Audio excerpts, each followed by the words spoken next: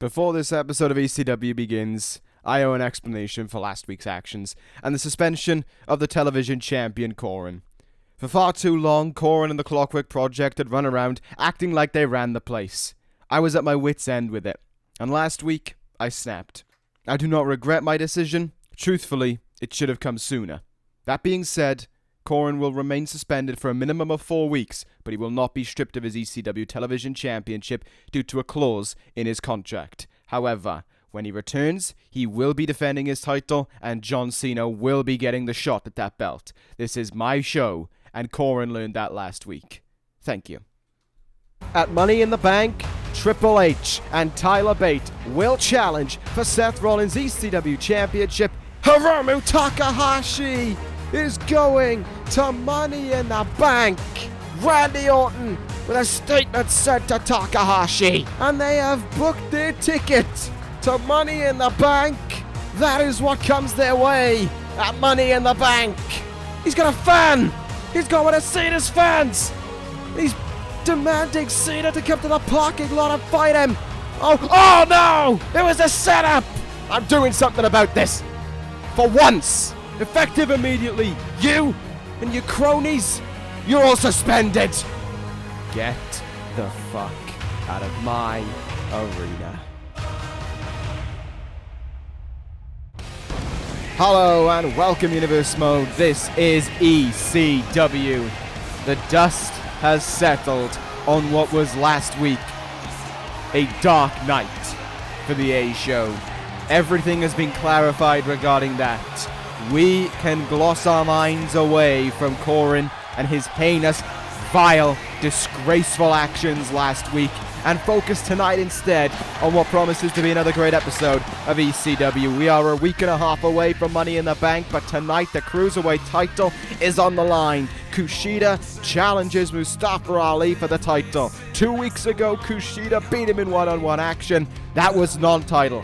If he does it again tonight, he leaves Glendale as the new Cruiserweight Champion. That is to come in our main event of the evening. But here tonight, we kick things off with the two men who will represent ECW in the Money in the Bank ladder match. Next Sunday, Randy Orton, Hiromu Takahashi to meet to commence this episode of ECW. We saw last week, of course, that Takahashi qualified for this prestigious Money in the Bank ladder match off of the back of defeating Zack Sabre Jr. in one-on-one action. And from his victory, he was celebrating it. He was enjoying it. He was embracing it. But no, along came Randy Orton and with an RKO leveled Hiromu Takahashi in the ring to send his statement heading into Money in the Bank and heading into this evening as well. Randy Orton and Takahashi will square off one-on-one. This is a real test for the time bomb. He's faced Chris Jericho, beaten him. He's faced an old rival in Zack Sabre Jr. and beaten him. But now comes his first former world champion in the heavyweight division. Hiromu Takahashi can have to pull out an awful lot here tonight if he wants to conquer the Viper and head into Money in the Bank with a huge victory under his name and try and cement themselves as one of the favorites heading into that evening. We know, of course, there are 5 men currently in the Money in the Bank ladder match. Orton, Takahashi for ECW, Kenny Omega, and Andrade Cien Almas for Monday Night Raw. Dean Ambrose for SmackDown Live, and of course, as we found out on SmackDown Live next week, we will find out who will take up that last spot between Tommaso Ciampa and CM Punk. But here tonight, Randy Orton and Takahashi will meet one-on-one. This is all really about momentum. That's all you can really put your finger on in this one. It's about proving who has the better goal, who has the better wits within them to get a victory here tonight and use it to carry them to Money in the Bank with a victory under their belt. It's going to be a tough evening for Hiromu Takahashi, no doubt about it, but he's made the most of his move up to heavyweight so far. He's made a successful venture out of it, shall we say, and he looks to continue that here this evening. The two-time Cruiserweight champion spent about, 8 months in the Cruiserweight division and decided I'd like to go with the big guns. And it's happening for Takahashi, it has to be said. Money in the Bank awaits him. And he is in there with a lot of talented athletes. 2 former world champions await him in that Money in the Bank ladder match. One is, of course, awaiting him here tonight. The other one being Dean Ambrose. And, of course, we could have another one added to it if CM Punk defeats Tommaso Ciampa next week on SmackDown Live. But that is next week on SmackDown Live. We are focusing here tonight on ECW. This is going to be a fun way to kick things off this evening. Some good matches coming our way, including, of course, that main event. Mustafa Ali, KUSHIDA. Ali with the bit between his teeth to show that what happened 2 weeks ago won't happen again, especially with the title on the line. So here we go. The draw armbar position there from Orton. Takahashi using his speed to slip out of it. Snap suplex attempt from Orton. Decided to try and turn it into a vertical suplex. Takahashi flipped out of it. Look at the strength now.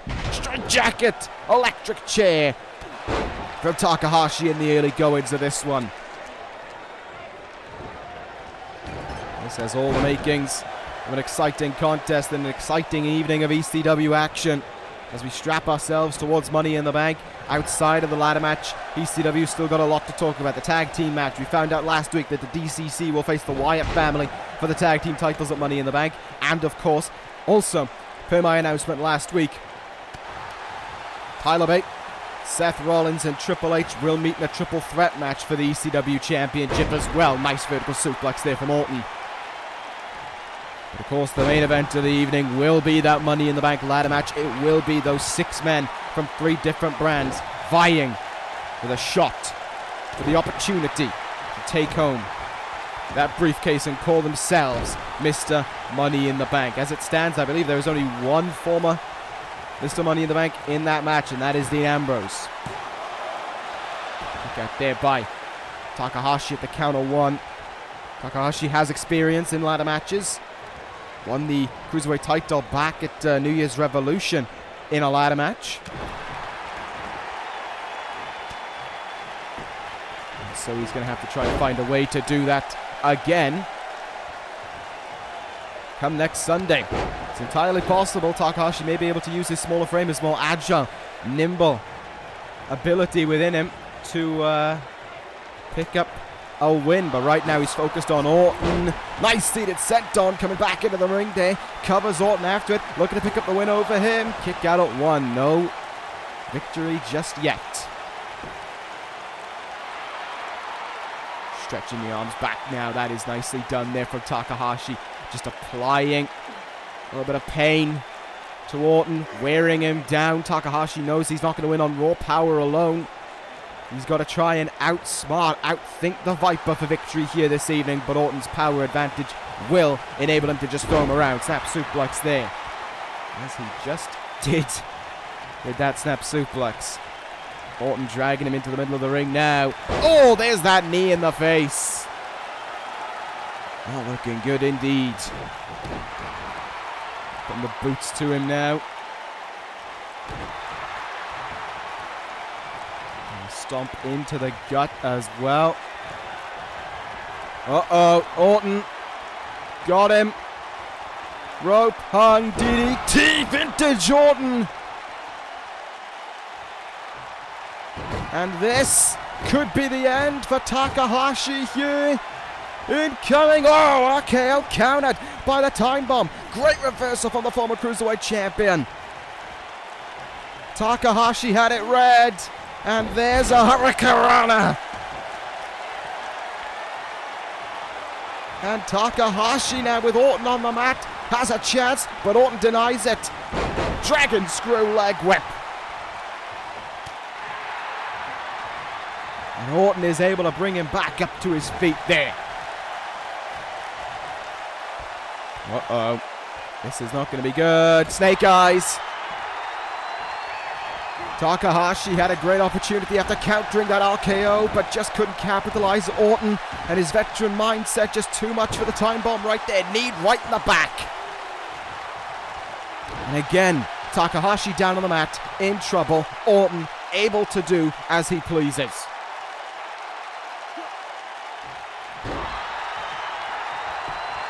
Cover made now, looking to try and put away Takahashi, but just Stepping on Takahashi won't be enough to keep him pinned down. Kick out there. He sends Takahashi now into the turnbuckle. Feels as if Takahashi's had to endure a lot more in this match than he's had in terms of offense. Nice Hurricanrana there. Doesn't go for the cover, however. Maybe thinking that Orton would be too tangled up in the ropes. Maybe having something else in his mind as he drags Orton into the middle of the ring now. And he's finally going to look for it. D is locked in. The triangle choke is applied. Randy Orton, some ways from the ropes. He's going to have to fight out of this by his own means. Can the Viper slip out of that hold? Oh, yes he can. Punched at the ribs, I believe, to get out of the way of that one. Great work from Orton, and he gets out of the hold. Oh, a big slam now. Man, Takahashi did a great job there, though, to have the hold locked in. Orton did just as great of a job, though, to slip his way out the way that he did. And now Orton fired up and coming back with strikes. Ducks under. There's a slam. It's just incredible how quickly Orton can bounce back. How quickly Orton can turn around from the face of defeat. This is something that Takahashi's going to have to learn. It's going to be an incredibly tough task to overcome in this division. Cover made after the stomps. Takahashi gets the shoulder up just in time. But Orton has him in the middle of the ring, and he might be on his way to ending things now. Great Irish whip sends Takahashi into the corner. Takahashi elbows his way out of it. Kicking, hitting, countered. KO! The Viper strikes and wins it. The RKO finished Takahashi. And that is another thing you have to watch out for, but can never prepare for. The RKO connects. Randy Orton wins it.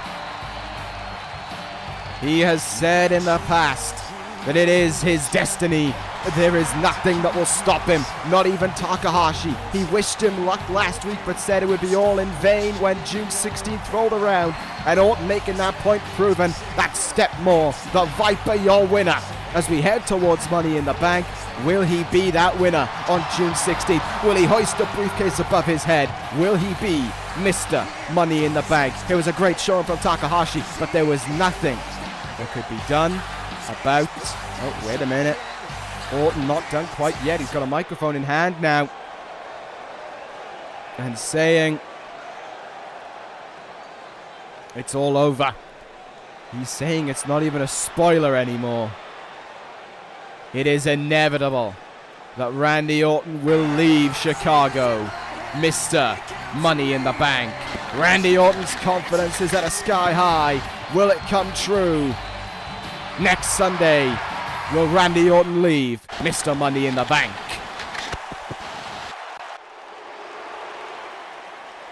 Well, there we go. An exciting way to kick off this episode of ECW, but another exciting match is on our way. We saw him in action last week against Hiroki Goto and leaving with the victory. Now tonight, Katsuyori Shibata goes one-on-one against the British Empire's Drew McIntyre.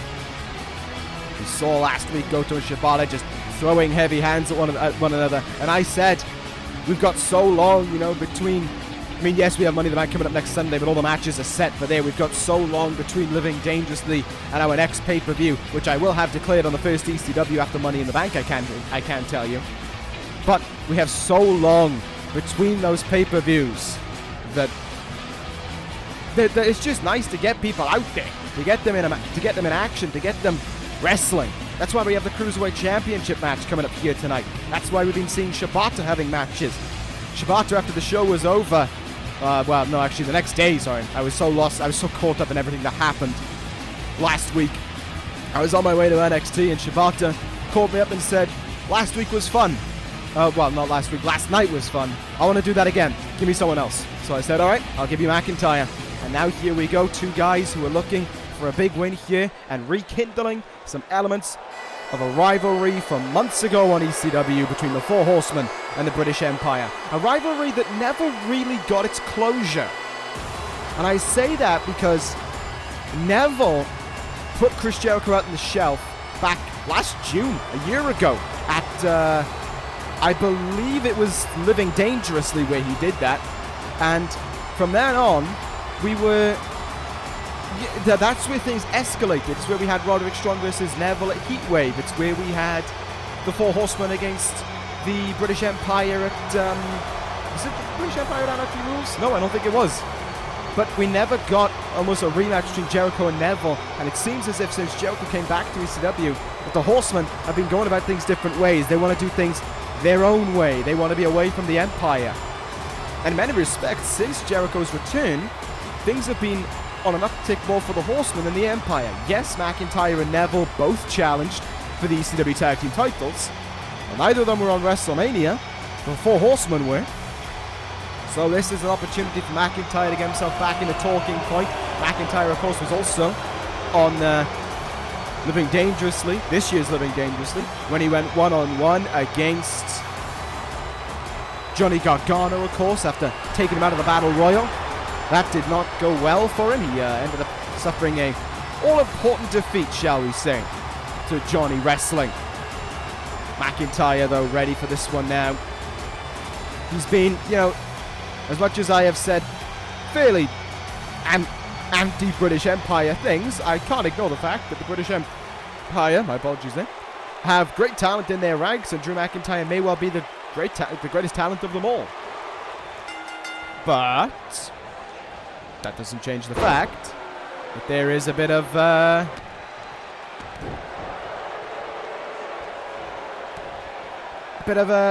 lack of output from the Empire right now. Neville, I don't think we've seen since Guilty as Charged.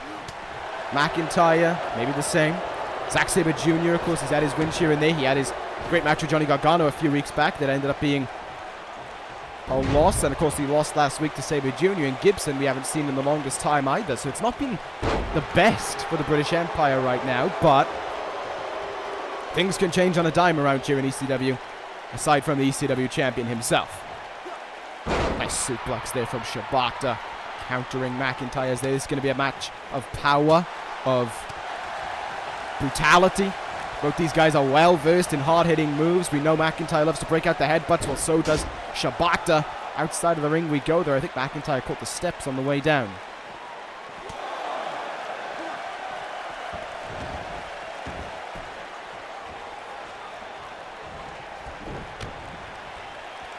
So here we go now, just slugging it out with one another. Duck under there by Shibata, Pele kick.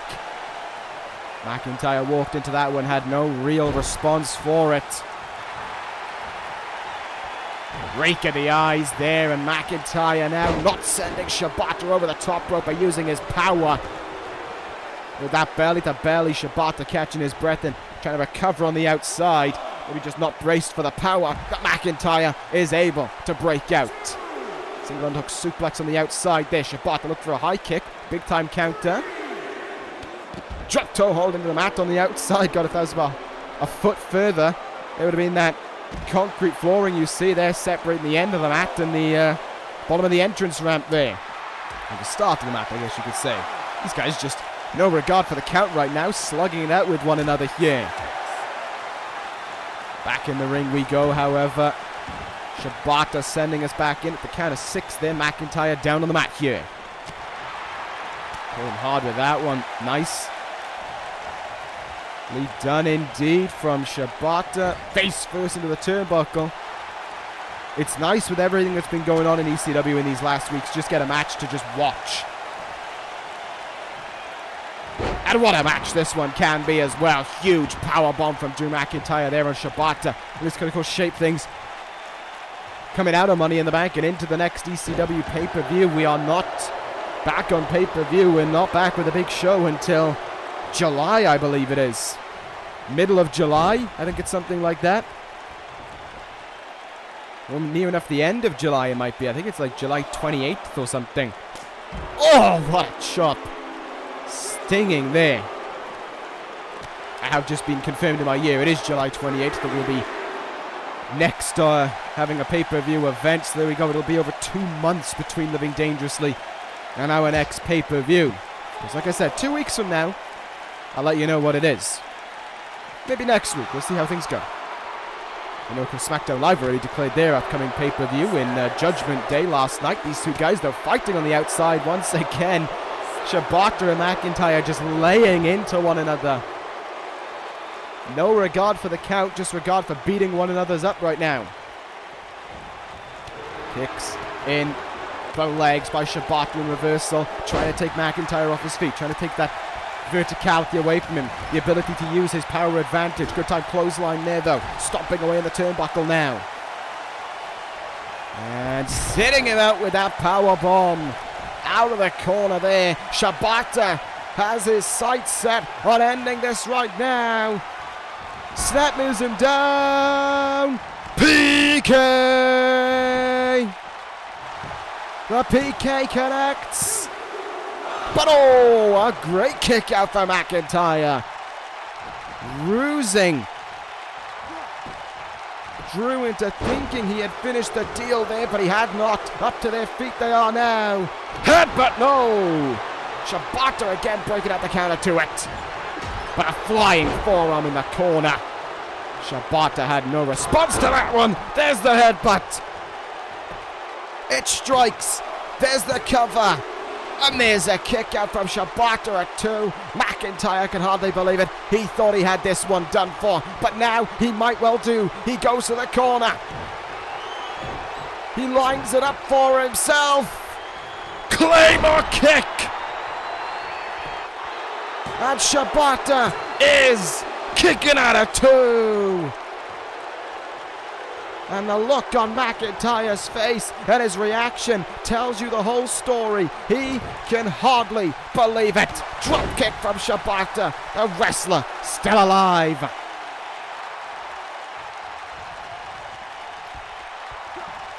I have no idea what Shibata found in it to hang on in there, but he's going to look to end it now. PK, no! Went for the snap there to line himself up for that PK. McIntyre just taking it away from him. Pushing him away. And now taking his arm away from McIntyre is Shibata. Good thinking there. Denied the power. Cranking on that neck again.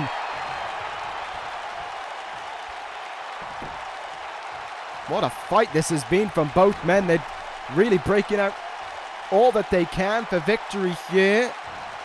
Oh, and Shibata not afraid to just try and rile up his opponent as well, just scraping the boot back and catching him in the face. What else has Shibata got in store now? Got the legs locked and driving the kneecaps into the mat. That's not going to be a nice move at all. McIntyre with no response on the mat right now.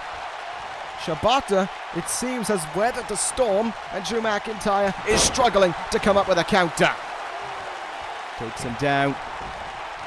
And now Drew, the one with Shibata in the mat. Oh, no! Cover up for that. The cut on Shibata's face just went straight into the mat. And McIntyre driving him into the mat as well. Locked in that head. And drove him down. You can see blood on the knuckles of McIntyre where he's been punching Shibata, but Shibata fights out of it. Sleeper hold now. Sleeper hold. McIntyre trying to make the ropes. Shibata's got it locked in. Wait, the ref's calling it off. McIntyre passed out. Drew McIntyre didn't give up. He passed out. Shibata, your winner by knockout. Not by submission. The wrestler does it again. Another great showing from Shibata, and he's really setting himself up for something after Money in the Bank. But as for right now, we need to move on and talk to someone involved in all of last week. Ladies and gentlemen, my guest at this moment is none other than John Cena. So John, give us your thoughts on what happened last week.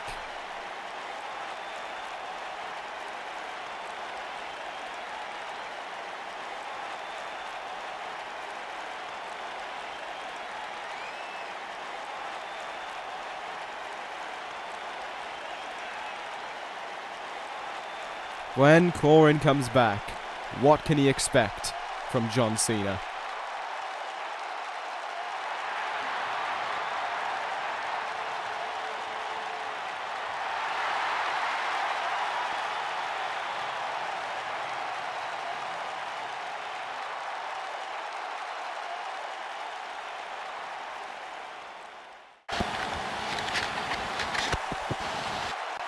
2, 1.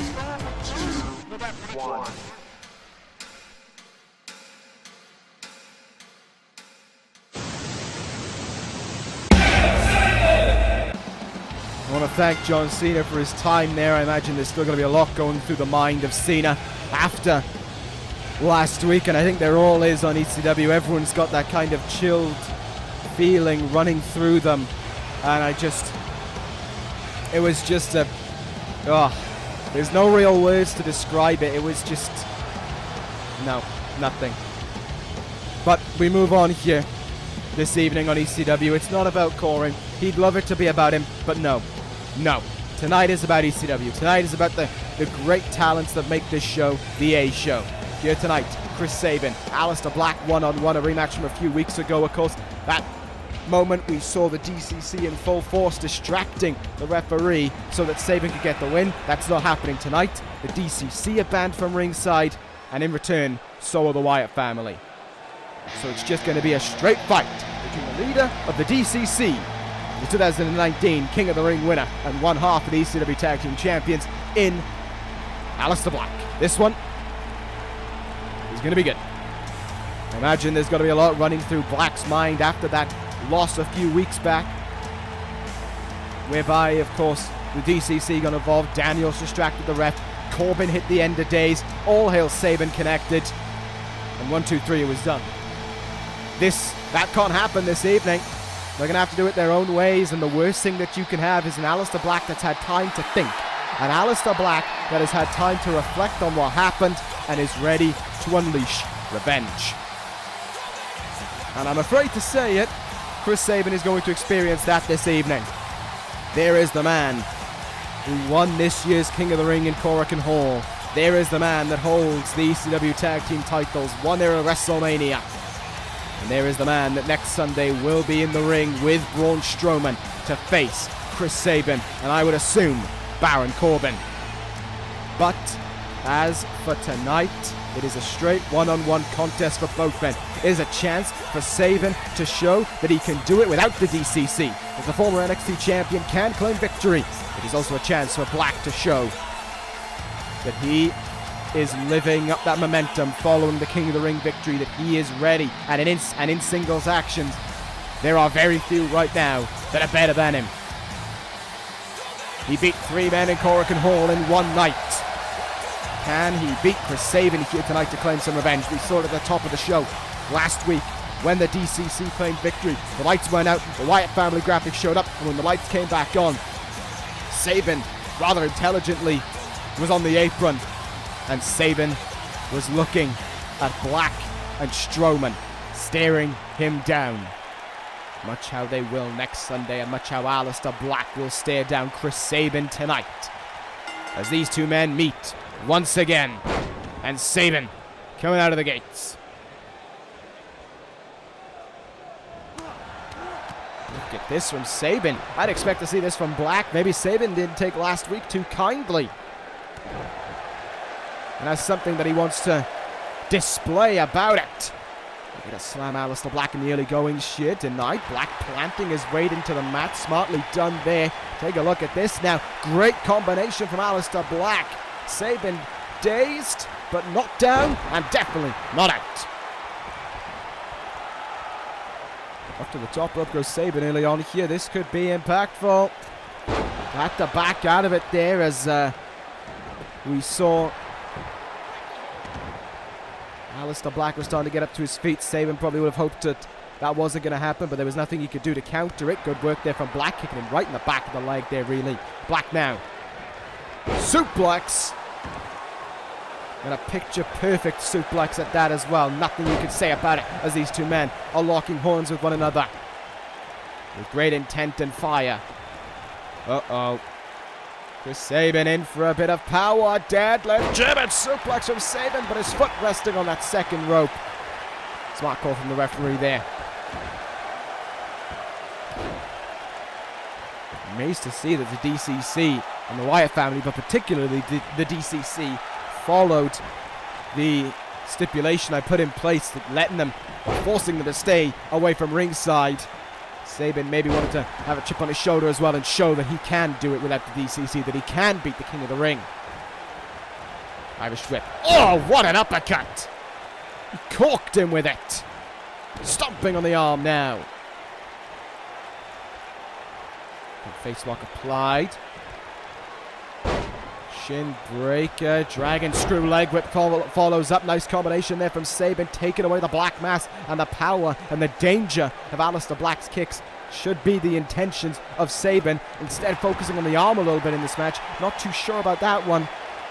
Black has some dangerous strikes, but his kicks are what you have to keep an eye out for. Kicked away there.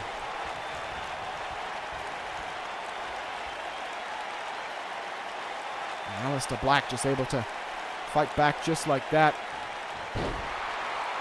Puts Sabin in a bit of trouble. Has the arm now returning favor, and this one actually going to be a bit effective as it tries to take away the all-hail Sabin. The cradle shock. Hang on a minute, ladies and gentlemen. I'm receiving a report in my ear that... Uh-oh. Have we got it? Okay, we're going backstage, ladies and gentlemen. There's a fight that has broken out between Baron Corbin and Braun Strowman. The powerhouses of the teams that will meet next Sunday at Money in the Bank. Corbin seems to have got the upper edge on Strowman somehow. And Baron Corbin now through the table. The monster among men set through the table by Corbin.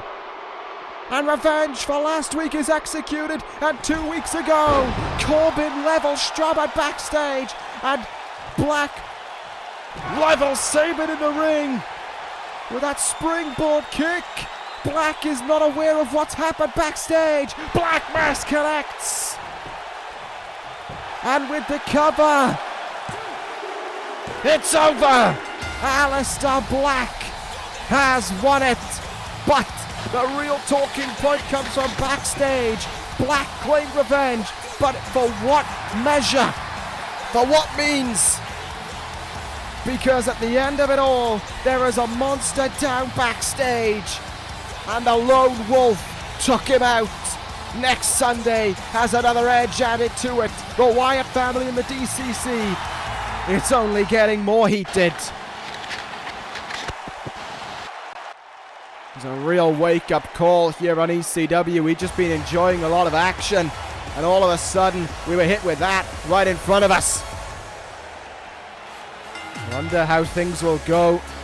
Receiving reports that Black has gone backstage and he is looking at Strowman right now. And the Monster Among Men needed no help. He got up to his feet by himself. So there's definitely something. There's definitely going to be a measure, a means of revenge from the Wyatt family for this one. They'll be seeking that out. Maybe that's why they were content in leaving the rest of the DCC backstage, so they could pull off something like that. We move on here, ladies and gentlemen, though, on ECW to a huge opportunity for Apollo Crews as he goes one-on-one against Triple H. Member of the Four Horsemen, of course, former ECW Tag Team Champion Apollo Crews, set to go one-on-one here against Triple H. And, of course, who will compete in that triple threat match next week, next Sunday, for the ECW title. And Tyler Bate and Seth Rollins in that ring as well. It's been brewing all the way from Living Dangerously until now. So now we prepare for what an opportunity this could be for Apollo Crews, but we prepare to see what is up the game's sleeves.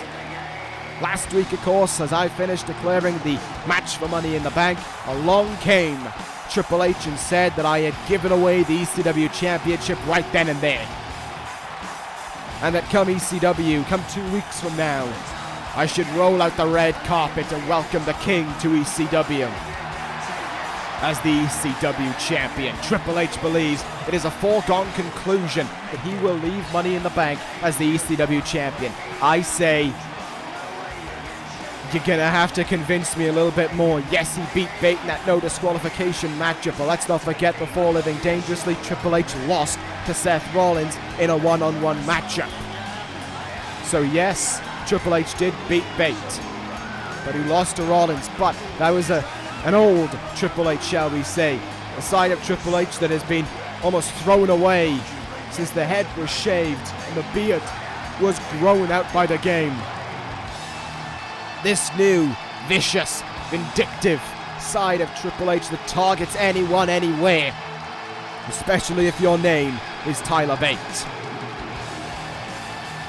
First time Triple H has been in action since that incredible no-holds-barred match 2 weeks ago between Triple H and Tyler Bate. Tonight, he prepares. He gets himself in ring shape for Money in the Bank, but on top of that, he has to prepare himself for Apollo Crews as well. This is not a match that Triple H can just swat on past and act like nothing's going to happen. He has to focus. He has to be ready for what is going to take place here tonight. He has to be ready for Apollo Crews, because there is every possibility that Crews could slip up. That Crews could slip in a victory, rather. My apologies there. And Triple H could slip up. And if Crews wins, that's a huge win for him. There is only one man who has pinned Aleister Black since he won King of the Ring in March, and that is Apollo Crews. That just shows you can't sleep on this man. You can't act, and Triple H certainly can't act like Apollo Crews is just another guy, because he's not. He is a very intelligent and a very incredibly tuned athlete within that ring. It's not going to be an easy contest for Apollo Crews to walk out with the win in, but if he does it, it's going to be a phenomenal moment for him. And Triple H should be aware right now, as he locks up with Apollo Crews, that it's not going to be an easy contest for him to walk out with the win in either. Crews, not that much lighter than Triple H. I think Triple H is actually about 250, Crews about 245, so the weight difference is almost null and void. And I believe they are roughly the same height as one another as well. Whereas Apollo Crews is well versed in all regards, as the referee fell over there, don't really care. Triple H is really trained and really has honed in on one side of him, one side alone. That is that power. That is that destruction of him. And he'll be looking to use that to his fullest extent here to try and beat Apollo Crews. Single leg Boston Crab being applied by Crews. Kicks him away there.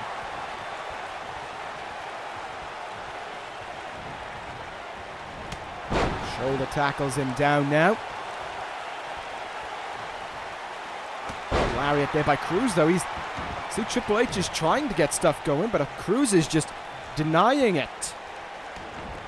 Bit by bit. Oh, both men swinging. Crews catching that clothesline a little bit. Didn't really get all of it, though. Triple H does go off the mat there. Not a good start so far.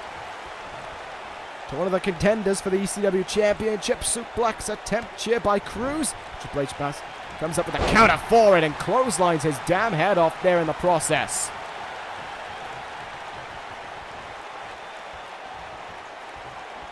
In the corner now, big time lariat. And Triple H will look for a suplex of his own. Big time, vertical suplex there to Crews. He got all of that one. And you know that Bate and Rollins are watching this one closely, well aware of who Triple H has become, what he's changed to. Since Living Dangerously, there's been a lot more viciousness in the moves of Triple H, and he's been shining them through every time he's in the ring. But Crews with a great fight back there from that Tiger Suplex. What a move from Crews, throwing Triple H around like he was nothing, but getting a little in his own head. And Triple H made him pay. Don't turn your back on the game was the message there. Reverse DDT now, and down goes Crews. Down but not out. It'd certainly be the attitude of Apollo Crews right there. Look at him striking away now. He's got this one going. In the gut we go. And in the turnbuckle we go as well. Things not going to be good for Triple H. About 5 times sent into that turnbuckle, but he comes up with a counter, and Crews' head is sent in instead. What a lariat from behind. And Triple H now with the confidence and letting Apollo Crews know it. Triple H has won all that he can in this universe, but a world title. He's a former US champion. He's a former tag team champion. But he's never been world champion. And that has eluded Triple H for so long. And it could all change next Sunday. He could be the one to deny Seth Rollins to come close to 700 days. Last week, I believe it was, it passed over 650. Counter there by a Cruz. Once again, he's really just giving Triple H an incredible fight right now. And like I said, Triple H can't sleep on this. I think Triple H came in a little bit lax and he's paying for it. Cruz, the more this match is going on, the more there's a chance of Apollo Crews being able to actually win this thing. Chinlock being applied now, maybe not the best idea. It took too long to stitch it in, I would argue, and Triple H is making him pay. Elbowing his way out of that hold. High knee from Triple H as well. Just shows how quickly he can fight out. Spine buster to go along with it. Cover on Crews, middle of the ring, kick out at 2. Triple H not done enough just yet to put away Apollo Crews, but he won't need much more. Hooks the arms in. Pedigree to Crews. And this one is over. Triple H wins. Almost paid for his mistakes, but it is victory for the game over. Apollo Crews this evening, and could that be the same as what happens next Sunday at Money in the Bank? Could Triple H walk out with the win then? Could he leave with the ECW Championship on that evening? He's trying to prove to everyone that it's possible. He's trying to show that this is his time, that this will finally be the night where the game leaves as a world champion. He's beaten all that he can. Will he prove the point next Sunday? We will find out. It's a great showing by Crews, no doubt about it. Triple H, though, asking for a mic, and he won't even get a word in, because that's the theme of the other challenger.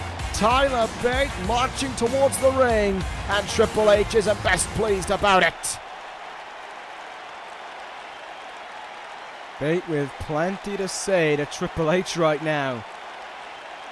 Trying to tell the game that there is no chance he leaves next Sunday with the ECW Championship, saying it's Bate's destiny, not Triple H's, which the game doesn't take too kindly to. Oh, telling him he lost 2 weeks ago and he'll lose again. Time to learn the lesson. Oh, but wait a minute, on the Titantron, someone's got something else to say. Rollins from Backstage. Ho, saying that they're in the kingdom that Rollins built, and next Sunday they both will learn, and it's high time they do, who the greatest of all time is. Rollins with a message to his challengers, but back in the ring, Triple H, pedigree to Bate. Bate had his back turned, and Triple H pounced. Pedigree to Bate. Oh my goodness! Triple H getting a point across physically whenever he can. Next Sunday is going to be a big one, but coming up next, ladies and gentlemen, it's also going to be a huge one. KUSHIDA, Mustafa Ali, one-on-one. The Cruiserweight title is on the line this time around. Can the Time Splitter conquer Ali and leave ECW as the new Cruiserweight champion? And here we are, ladies and gentlemen, for this huge match this evening. Main event, what an opportunity for the Cruiserweights. And two of the very best, if not the two best in the division, meet here tonight for the chance to be the one to hold the title. Which one will it be, though? Who will leave with the title? There he is. The challenger himself. KUSHIDA's made an almighty impact since arriving from NXT at Living Dangerously. He got in the ring with Ali right then and there. He looked him down and he said he wanted the title. And Ali didn't waste any time, challenged KUSHIDA to a singles matchup. He was the one who wanted it. He was the one who wanted the non-title affair, and he got it. And he paid for it. Kushida tapped him out in the middle of the ring with the hoverboard lock. If he does that again here tonight, we have a new Cruiserweight champion. There is every possibility that Kushida could do it, but Ali is a guy who learns from his losses. He's not a guy who just pouts. He's not a guy who just refuses to accept the loss. He's not a guy who's too stubborn to change his ability within that ring. This is a guy who had to endure months of Zack Sabre Jr. and Hiromu Takahashi essentially throwing him around, and then he went on and beat both of them. And beating Takahashi to win the Cruiserweight title was the sweetest feeling of them all for Ali.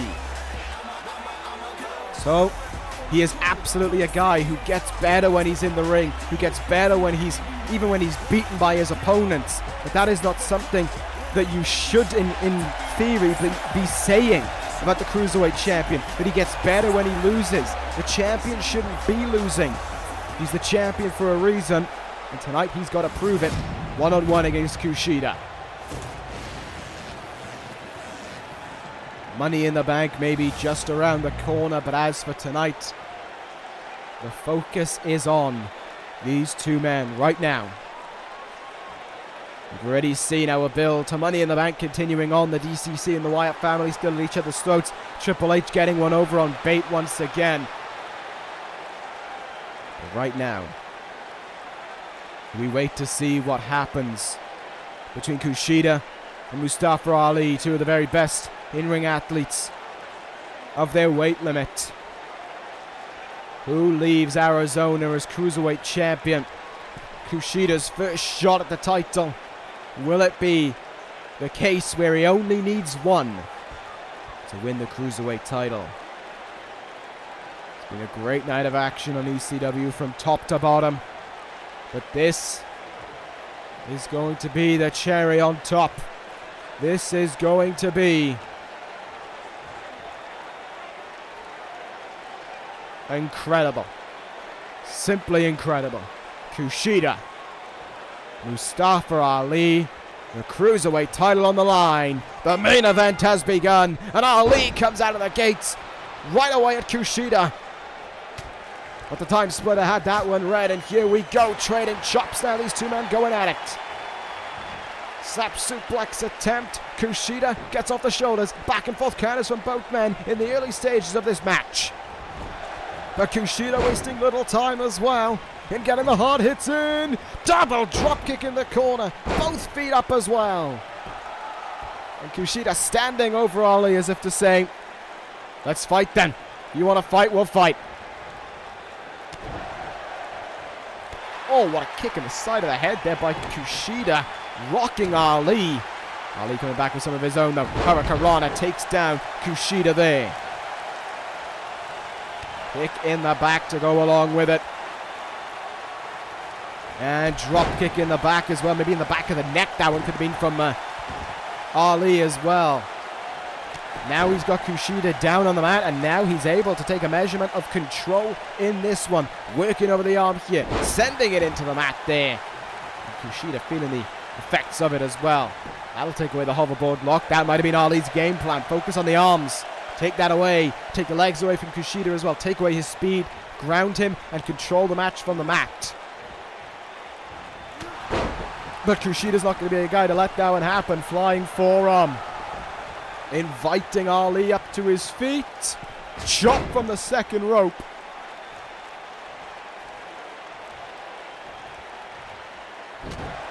But again, he can't capitalize. Pop-up drop kick there. Great stuff, great stuff from Ali. These two guys, there's no feeling out process this week. They did that 2 weeks ago. They know how each other operate now. They just want to win here. Oh, went for a flying splash in the corner. Moved out of the way.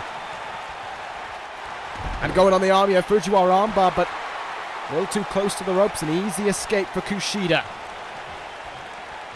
Ali now dragging him into the middle of the ring, and again, he goes to work on that arm. That might be informative for Kushida, but game plan is the arm. Try and find a counter. Kick out there early on.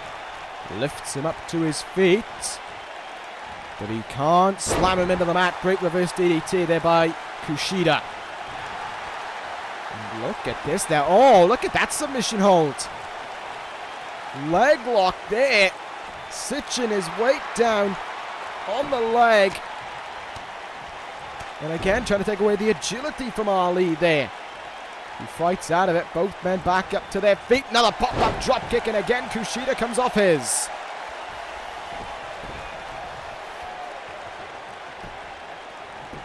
Cover made. Kick out.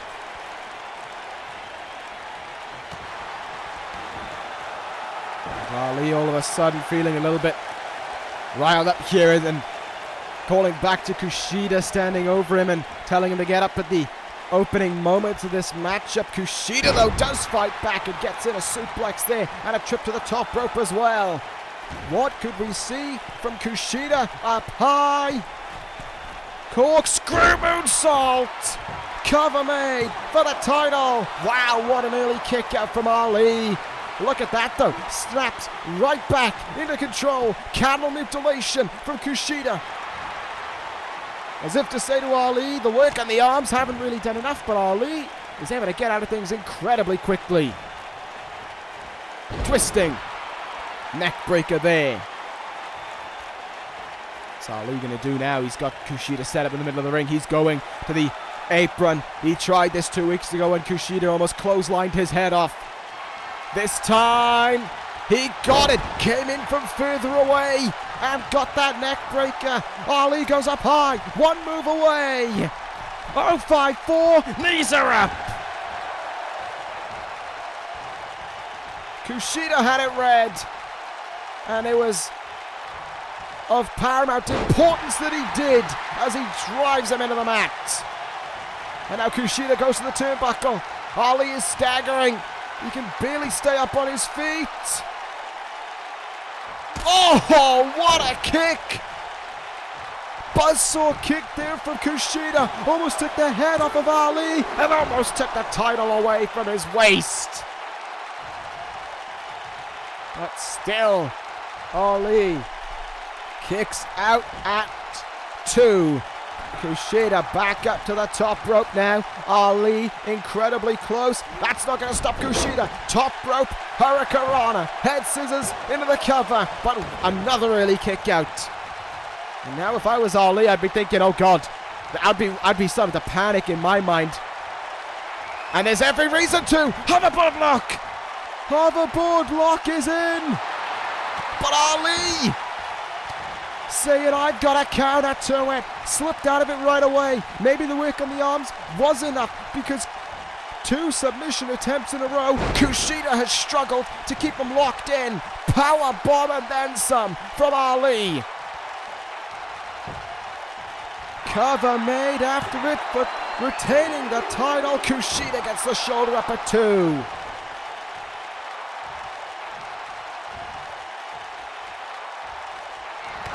Here goes Ali now, back elbow. He's found his second wind. It was as if he was waiting for the hoverboard lock to get it out there. What a high kick. And KUSHIDA is dazed, and he's in trouble. He's in the turnbuckle now. Up on top, this can only end badly. Ali has him right where he wants him. The Cruiserweight champ gonna risk it all. Avalanche, Spanish fly. Oh my goodness, wait, to the crowd, Buddy Murphy. Buddy Murphy just drop kicked Ali, and now on KUSHIDA. Murphy's law to KUSHIDA. Oh my God. Murphy just jumped straight through the crowd, over the barricade and into the ring. Murphy's just ruined the main event. And now on Mustafa Ali as well. Murphy's law has reigned over the main event.